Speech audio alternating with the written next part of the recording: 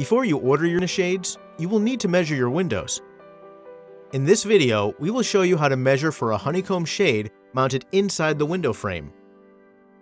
Following these easy guidelines will help ensure that you order the proper size shade for your window. First, measure the depth of your window frame to make sure that the bracket mounting surface is at least 1 inch. If the depth of clearance is less than 2.5 inches, the shade may protrude from the trim. You should also make sure that any window hardware, such as a crank handle, will not get in the way of the shade when you lower it. Measure the width of the window in 3 places: the top of the frame, the middle, and the bottom. Make sure to measure within the window jambs. Write down the smallest of the 3 measurements, rounding down to the nearest 1/8 of an inch. This is your order width. Do not make any deductions to the width measurement.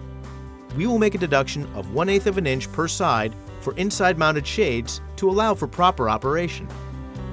It is important to remember that there will be a light gap of 1/8 of an inch per side between the window jamb and the fabric for all inside mount honeycomb shades. Next, you will need to measure the height. Measure from the underside of the soffit to the surface of the windowsill in the left, center, and right of the window. Write down the largest of these measurements, rounding up to the nearest 1/8 of an inch. We won't make any deductions to the height. And that's it!